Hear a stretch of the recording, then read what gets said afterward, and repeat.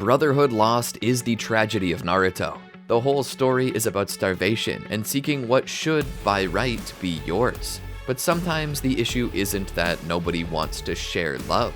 There's another great tragedy in Naruto, and that is if you are willing to share love, but others don't want it. Human beings are wonderful creatures, but strange. Despite wanting to love and be loved, they also tend to hurt each other. Perhaps that's why AI can never truly grasp what it is to be human.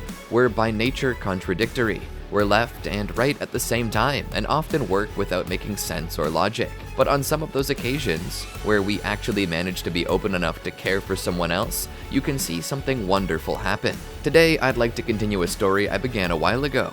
A story about how two brothers, once separated, found their way back to each other. Welcome to the Amagi. Before we begin, only 25% of our viewers are subscribed, so if you're a fan of the video, please like and double check if you are subscribed. And with that out of the way, let's get into the video. Two fists clashed. Two arms crossed and two legs. One rolled upon the other's back, and then those two sets of fists and feet began striking at the air, shadowboxing. It was a spar, but even less so, it seemed more like an intricate dance. As the movements continued, one hand from one of the participants connected with another as they began to weave a shared hand sign. As the signs were completed, both spat a large puff of flames into the air. Synchronization. It was perfect. Every movement was crisp and fluid, flowing into the next. It was as if these two had been practicing this little show for ages, and the secret was that they had. As the spar came to a close, both boys bowed in the direction of the other classmates and Irika Umino, their teacher. The Chunin who had taken it upon himself to teach the next generation was awestruck by the movements and the way they had the ability to cast such strong genjutsu together. He clapped his hands.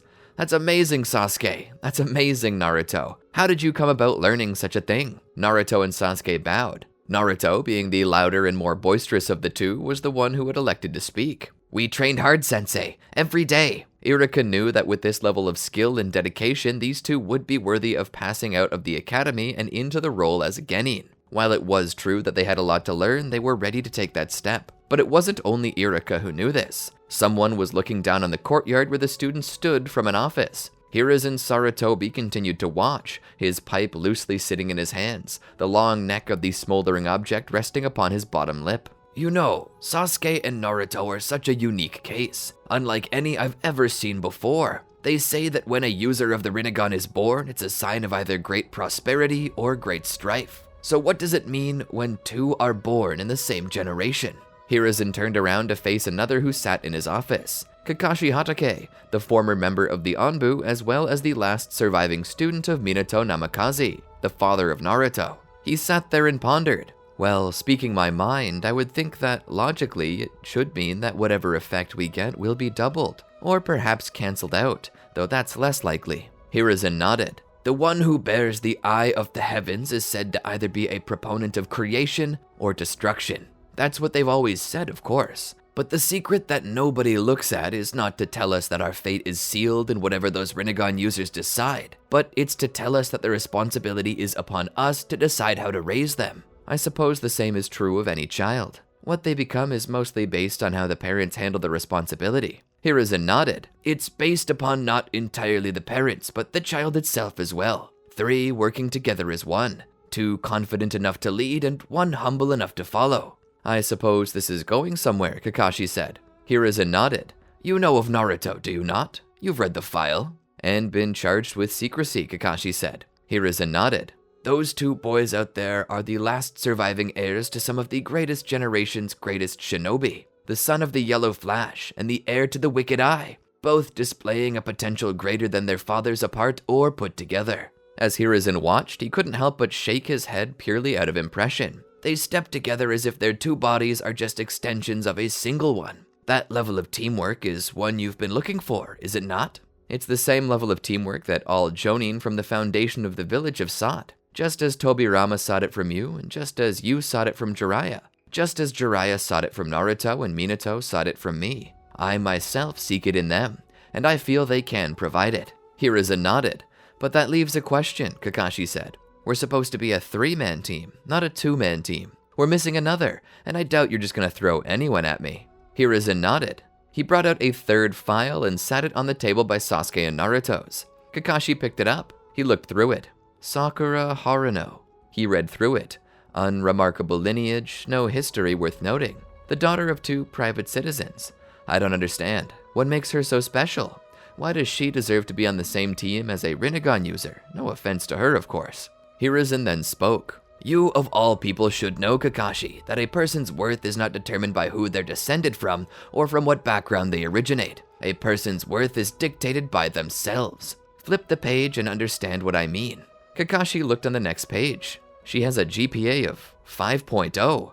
How is that possible? I thought we only went up to 4. We have special occasions where a 5.0 is possible. That is generally based on extracurricular and honor systems. Even though we don't tend to celebrate such a thing, Sakura is actually set to be valedictorian of the class, with an intelligence rating that we've not seen in decades. The only person who's ever come close to Sakura would be Tsunade, and even she's a bit behind. Sakura's intelligence is so high that I wouldn't doubt if she would find a way to surpass both her teammates if she so desired. She has average chakra reserves, but with proper control and training, which she could easily take to, she could go so much further. She could be the greatest shinobi to ever live if she could get her mind off of the petty things. Kakashi read through the rest of her file, feeling a bit of shame for doubting her. He looked up. Do you think Naruto and Sasuke's teamwork will be able to accommodate her well? If it doesn't, Hiruzen said, she'll figure out a way to make it work. That's her strong suit. Kakashi nodded and finished looking through the folder. He then looked up. So why did you choose me? Hiruzen looked back. Because you have a connection to Minato. There are a lot of people who have a connection to Minato, Lord Third, and some far stronger and wiser than I. Is there any other reason in particular? Hiruzen looked out the window. I'd be remiss if I didn't acknowledge your Sharingan. That was one of the greater reasons I chose you. No more users of that dojutsu exist outside of Sasuke. It's a dying Kekai Genkai, on the verge of extinction. Hiruzen said that last part with a hint of guilt in his voice. For Naruto and Sasuke both. Naruto is the Jinchuriki of the Ninetales, and his level of control is yet to be tested. A Mangekyo Sharingan can control a tailed beast, and as it stands, no other in the village possesses one but you. And then with Sasuke, he may feel kinship in someone who possesses the same eye as him. You could guide him with it, offer him comfort, and since you have experience utilizing dojutsu, it seems only necessary that you should teach them. Kakashi nodded. Then I will do my best, for all 3. Hiruzen smiled.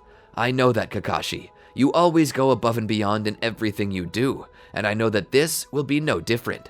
Sakura Haruno made her way to school. She had been thinking deeply upon her joining a team. She had come from a line of no-names. Her parents never were shinobi, and when she said she wanted to become one, they laughed her to scorn. They thought that such a life would be useless, bringing unneeded stress when an easier life could be afforded through a more peaceful existence. But Sakura had always set her goals higher. She wanted to be worth something. She wanted to do things with the gifts she had, and this meant helping the world. As she passed through the doors, she looked around and noted how empty it seemed, how liminal the halls were. Normally bustling with students and others similar to her, it was now an eerie, echoing quiet that was only subdued by the natural light pouring in from the sun. Sakura was glad she had arrived here midday, as the night would have been far too scary for her. As her shoes squeaked across the floor as she moved, she heard the sound travel down the hall and back again. Looking at the piece of paper she had, it gave a letter and a number. She determined that she had reached the right classroom. As she opened the door, she felt a sense of excitement and nervousness. She hadn't been told who her new teammates would be. She was fighting back a smile to see who her new friends would be, secretly hoping it wouldn't be any of her natural rivals. As soon as she opened the door and stepped in, she saw the black hair and fair complexion that haunted her very dreams. Sasuke. He looked up from the doodle he was drawing to her and offered a kind smile. Are you our teammate? He asked. Naruto's lavender eyes turned from the window to see her as he offered a smile. Sakura blushed and nodded. It's a pleasure to be on this team with you, Sasuke. Naruto? The pleasure's ours, Naruto said. Come and take a seat. I'd like for us to get to know each other better. Sakura walked over and sat down between the two of them as bidden by Naruto. Sakura felt ecstatic to be sandwiched between the 2 most popular boys in class. And though her mind and heart were set on Sasuke, Naruto had no shortage of admirers. In particular, there was her close friend Hinata. Sakura and Hinata found themselves talking about this a lot, and despite her shy disposition, Sakura had coaxed out of her the secret love she held for a boy she thought too far out of her league. Hinata loved Naruto just as Sakura herself loved Sasuke, and now Sakura was in the perfect position. Her mind was already running wild, hoping to find a way to woo Sasuke for herself and to cause Naruto to turn his attention toward Hinata. All 175 points of her IQ were focused toward the goal of landing her and her best friend, these cuties they admired so much.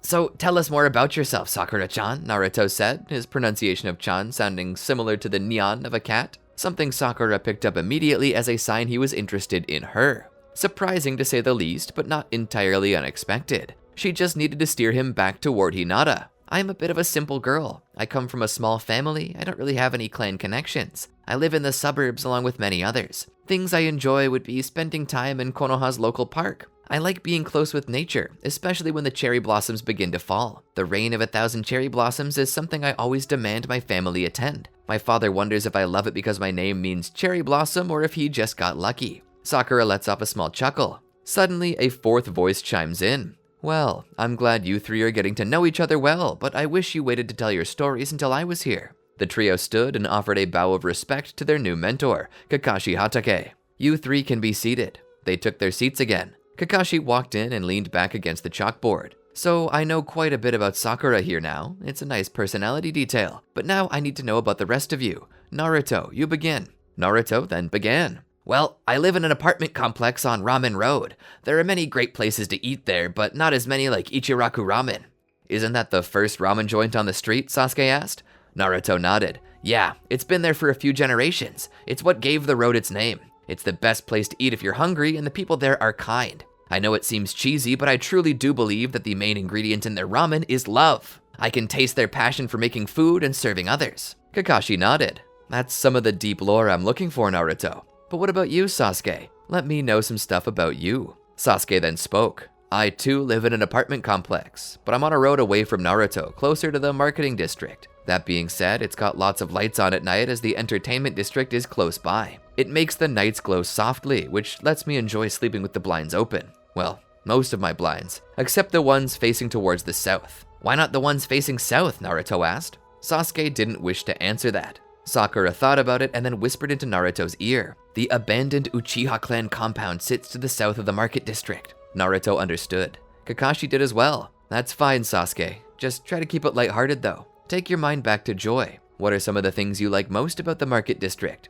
Sasuke thought. "On some rare occasions, on nights I can't sleep, I'll go out into the never sleeping district and spend some time at the late night arcade, get myself a nice snack, and just play until the sun starts to rise. Then I go home and sleep until noon, where I go out and enjoy the rest of my day." Kakashi smiled. "That's very interesting. Seems like you've got an interesting nightlife." "What about you, Kakashi-sensei? What is it that you like to do with your free time?" Naruto asked. "I don't get much free time, Naruto," Kakashi said. "But surely you get some. What do you do if you have free time?" Kakashi thought about it. Looking down at his hand that rested on a very particular book in his pocket, its cover and pages beaten, half torn, and growing crumpled from use, he spoke. "Probably not best to tell." Sakura's eyes widened and twitched as an awkward smile came to her face. Kakashi stepped forward. "I heard you two work well together," Kakashi said. "Teamwork is the cornerstone of any three-man squad. Knowing that you two work well together is music to my ears. But now you have a third member on your team, and she needs to be as included in this as anyone else, which is why I'm going to give you all a team-building exercise. Follow me." Kakashi led them out into the forests outside of the academy. There he looked at them.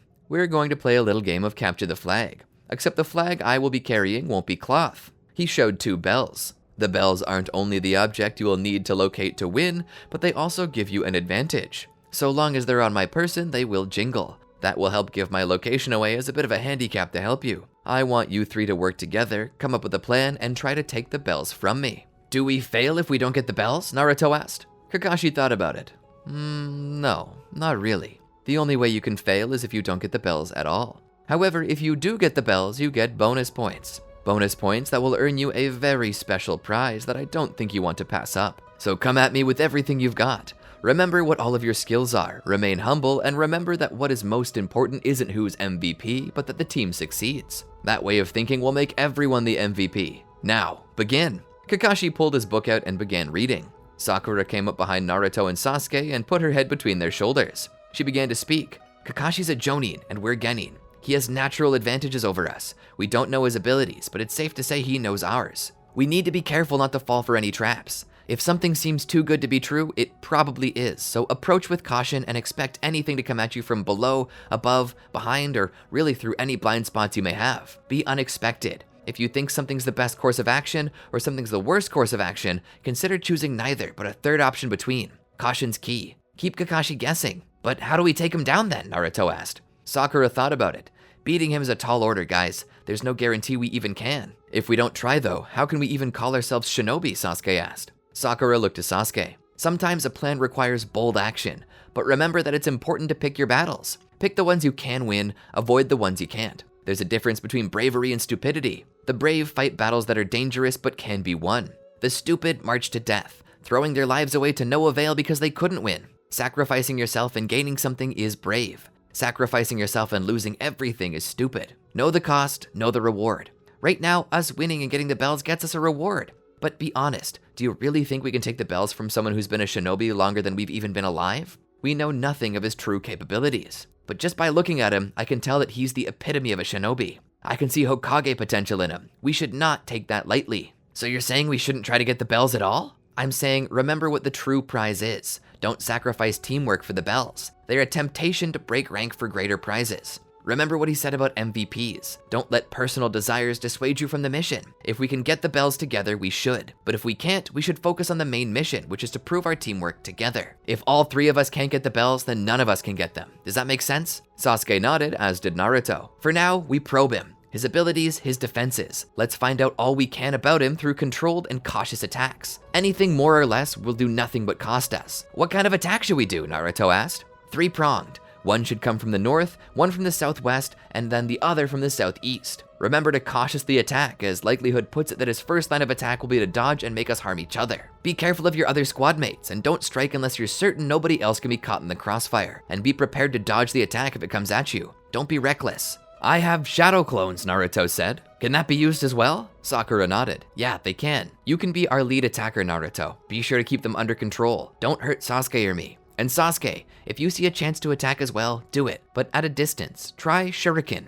The two boys nodded. I'll go to the back, Sakura said. They then began to circle around him. Kakashi, not lifting his eyes from the book, was keeping tabs on them. His demeanor was designed to intimidate and anger them, to tell them that they weren't even worth paying attention to, despite the fact that he could see them better now than he could before pulling out the book. Chakra sense was the superior battlefield sense, with only certain dojutsu, such as the Sharingan, which was currently covered, could beat. Kakashi was more focused than ever. Suddenly, Naruto summoned shadow clones. This muddied the waters for Kakashi, as there was now a lot more to sense. He couldn't keep track of Naruto among his shadow clones. They all had the same chakra signature, and considering that Naruto made enough of them and poured enough chakra into them, he and his shadow clones were basically at the same level. Naruto's chakra had melted into a pool that was now all around him. You sly dog. Did Sakura tell you to do that, or was that something you came up with all on your own? Kakashi questioned. It was then that Sasuke began to throw shuriken. Kakashi dodged them, letting them skate by. The Naruto clones from behind, though, already knew Kakashi might dodge and caught the shuriken.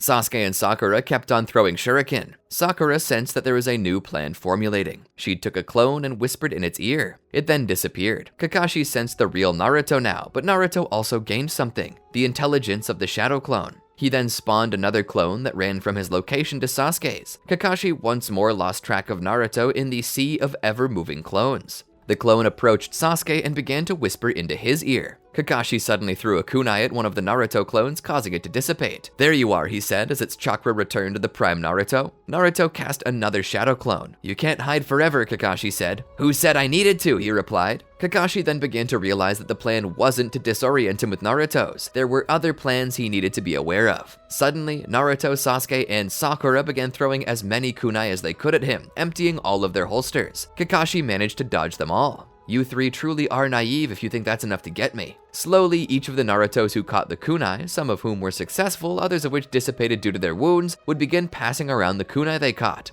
One unarmed Naruto, followed by 2 or 3 more, rushed at Kakashi to strike him, only for him to break out his taijutsu prowess and put them all on the ground. Dissipating them with the strikes, he would force them to suffer. But that was the plan. As he was focused on the last Naruto that he put on the ground, the other clones began to throw the kunai they had collected at Kakashi from every direction. All the while, Sasuke was forming hand signs for his fire-style jutsu. Kakashi, unable to block them all from every direction, could only dodge, but there was only one place for him to dodge to, which was up. Sasuke would suddenly cast his fire release attack at Kakashi, who was in the air, unable to dodge at this point. The flame covered Kakashi, causing the others to think maybe he'd been struck, but suddenly a flaming log fell to the ground. "Substitution jutsu," Sakura called out. She pointed toward the tree line where Kakashi was running off into the woods. "No, wait! After him," Naruto shouted. "No, wait," Sakura shouted. Naruto and Sasuke looked over as she drew closer. "This is obviously a trap. Kakashi doesn't need to run from us, he has the advantage." "But we have clones," Naruto said.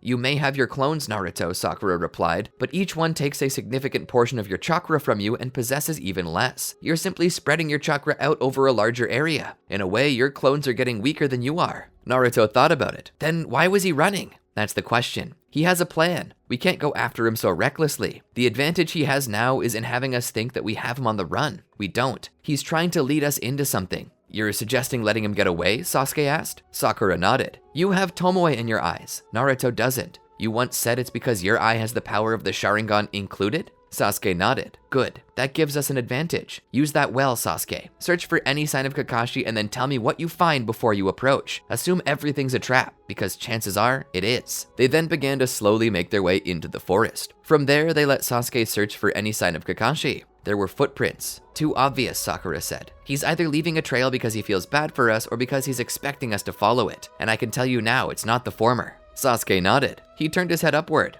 If he's not at the end of the trail, then he has to find another way to move. Chances are that's through the trees. He noticed a few broken twigs headed in another direction. He headed left instead. Sakura nodded. "The false trail leads forward, and the true trail leads to the right. That forms a sort of circumference. Kakashi will likely be facing toward the center of the circle. If we stay further on the outside and try to silence our chakra so we can't sense it, we may be able to get the drop on him." "If we silence our chakra, we'll be unable to utilize any ninjutsu," Sasuke said. Sakura nodded. "I get that, but it's okay. If all goes well, we won't need any chakra until we locate him." "Won't he notice something's up if we don't walk into his trap?" Naruto asked. "He has a point," Sasuke said. "We need a distraction." Sakura thought about it. "Naruto, can you use the transformation jutsu alongside the shadow clone jutsu?" she asked. Naruto nodded. Sakura smiled. "Good. Create 3 shadow clones. Turn one into Sasuke and one into me. Stay here where you are and wait. Sasuke and I will sneak off, find Kakashi, and attempt to take the bells. Try to move slowly. Don't reveal that your clones are clones. Try not to spring the trap. Act like we're being cautious. That should make Kakashi lower his guard." "Okay, I got it," Naruto said. He then put his hands together to form 3 shadow clones, 2 disguised as Sakura and Sasuke respectively, while the last was himself. Sakura and Sasuke then proceeded to head out in the direction of the broken branches. As they walk, Sasuke speaks. "Perhaps paranoia is setting in, but I need to ask, what's the likelihood that the second trail's a trap?" Sakura kept her eyes open.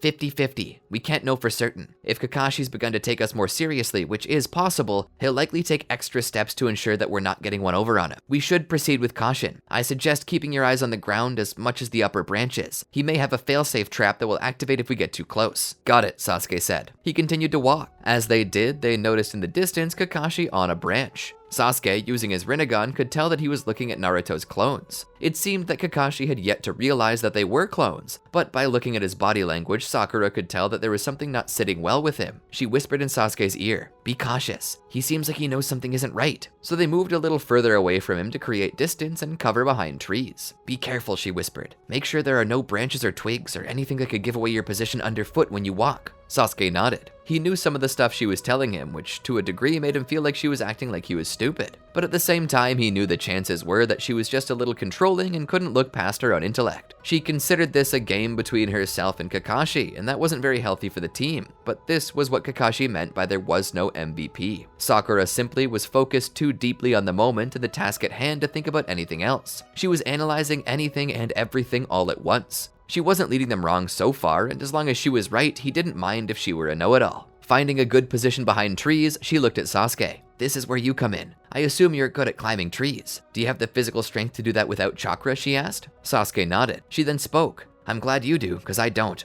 Climb up the tree as quietly as you can. Take the bells. Once you have them, get away from Kakashi. If we can get away without him stopping us, we win." Sasuke nodded. He looked around the tree and saw that Kakashi wasn't facing them. Sasuke began to move. He went from one tree to the next, and from there he came to the underside of the tree Kakashi was in. This would be the hard part, climbing the tree without making a sound. Sasuke analyzed the tree's bark with his Rinnegan. He'd been strengthening his body quite a bit over the past few years. His fingers and shoulders were strong enough to help carry him up the tree with little proper grip, but he still needed a grip, and he needed that grip to be trustworthy. If it pulled away from the tree, well, they would all be in trouble. Sasuke began climbing, holding onto the bark that had his confidence. As he moved up slowly, he grew closer and closer to Kakashi. His eyes darted from tree to target and then back again, over and over and over. He didn't wish for his climbing to alert Kakashi. So far, Kakashi didn't seem to notice. As Sasuke grew closer though, suddenly there was one part of the bark he was holding onto that creaked as it began to pull away. Sasuke knew Kakashi heard it, so he let go with his left hand and let his body swing a bit to go under the limb where Kakashi was sitting.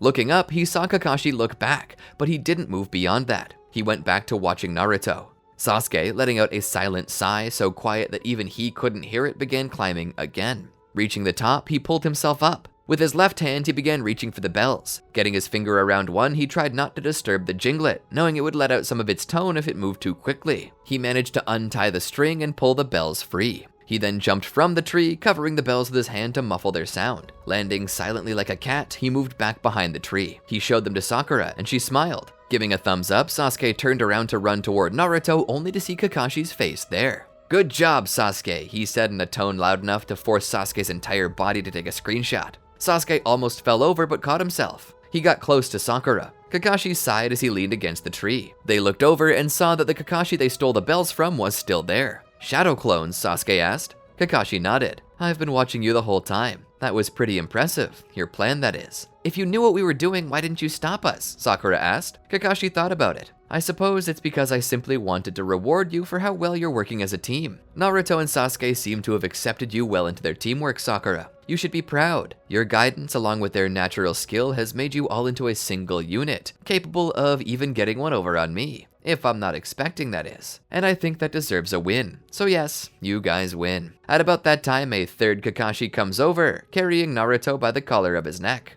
Naruto didn't seem amused. "Plan didn't work, Sakura. He found us out." "I wouldn't be so sure, Naruto," Kakashi said. Naruto then noticed Sasuke holding the bells. "Wait, it did work?" "In a manner of speaking, yes," Kakashi said. "Your teamwork and ingenuity inspired me to let you all pass this with flying colors. Your teamwork is impeccable, and certainly what I've been waiting for in a team. I think you deserve a dub." Kakashi's clone sat Naruto down and disappeared, as did the Kakashi in the tree. "So what do we get?" Naruto asked, his excitement destroying any decorum he should be displaying.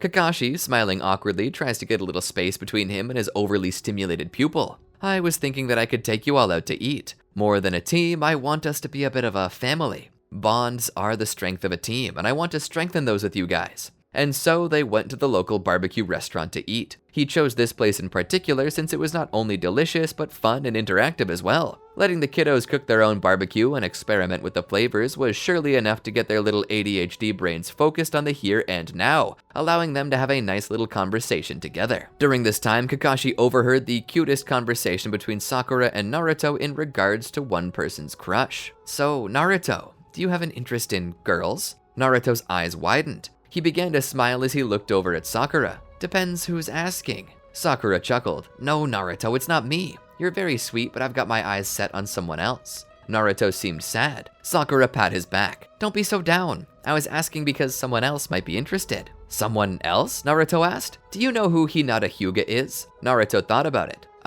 No, Then it hit him. "Wait, yes, I do know who she is. She's the little dark-haired girl with the white eyes and the constant finger poking she does." Sakura nodded. "Yes, she's a quite bit shy. She's the one I was asking about. She's actually super into you." "She's into me?" Naruto asked with a bit of confusion. Sakura nodded. "She hasn't said anything because she's nervous, but yeah, she's into you. A lot, actually." Naruto thought about it. He went back to eating. Sakura was confused. "Wait, huh? Is all you have to say about it?" Naruto shrugged. "Well, why should she be interested in me? Nobody's interested in me. Why do you think that?" Naruto shrugged again. "Nobody ever is. Most people are just mean to me. Well, they were before. When I got these Rinnegan, they started being nice, but mostly they were just mean. What would she want to do with me? Is it because I have Rinnegan?" "No, I can promise you it's not," Sakura said. Sakura hadn't said it, but Hinata had a crush on Naruto long before he developed his Rinnegan. The reason being how he nobly came to her defense against bullies, even getting beaten up by them for her sake. She crushed on him because he was kind to her when nobody else was. That wasn't a story for Sakura to tell though. That was something for Hinata to tell Naruto. Sakura simply wanted to turn his attention away from her and toward who it really should have been on all along. "Just trust me, Naruto. She's a good girl and she really likes you. You think I would lie to you? Give her a chance." Naruto thought about it. "I guess I don't have anything to lose." As they continued to eat though, Kakashi would then speak. "Well guys, I want you all to go home and get some good rest tonight. Get to bed early and sleep well, because tomorrow we're going to begin our first mission." "What's it gonna be?" Naruto asked. Kakashi shrugged. "Probably nothing big. We need to get used to each other first, so we'll probably be taking easy jobs. We'll have to wait to see what the Hokage has set up for Genin when we get there. But whether it's big or small, it will still be our duty to accomplish it, and we owe it to each other as well as our village to give it our all. And that requires we get plenty of rest. So be sure to rest well tonight, okay?" The trio agreed. They began to walk back to their homes. As the moon and stars lit the sky, and the orange glow of a village alive with the night warmed the purple dimness of the second heaven, the group turned to each of their own roads. Sakura walked back to her home where she was received by her parents. Sasuke made it to his home where he opened the blinds to look out over the village and take in its many lights, drawing comfort, knowing that as he slept, someone else would be awake. Perhaps in some way, he was using this knowledge to bring him comfort and security, allowing the whole village to act in the stead of his parents, letting the lives of other villagers that he viewed himself as a part of him fill the void of loneliness left behind by the loss of his clan. As he laid back in bed and stared at the ceiling, he felt a new warmth in his heart, a new family given to him. Naruto did the same as he sat on his bed, looking over the village. What once had been a hellish expanse for him, a territory owned by those who hated him, was slowly becoming more hospitable. And as he laid there, thinking about family, he couldn't help but wonder about Hinata and the possibilities that came with the idea that anyone could or would love him unconditionally, regardless of his pros or cons. As his eyes closed, he began to drift off. Tomorrow was the start of their career as shinobi, and Naruto was looking forward to it. And that's where I'm gonna call it for the night. To be honest, I feel like Sakura has so much potential that's left out, and since Naruto and Sasuke both got a power up, it feels like Sakura's just stuck as a third wheel again. But that being said, she has an IQ of 175 according to the data books. That's higher than Einstein, who was 160. She's a natural genius. She should use those smarts more in the story. I'm hoping she'll be utilized better in this story than in the original. But anyway, what are your thoughts? Let us know in the comments down below. Don't forget to like, subscribe, and ring the bell to be notified when other videos like this one drop. And in the meantime, enjoy these videos here. Until next time, peace out.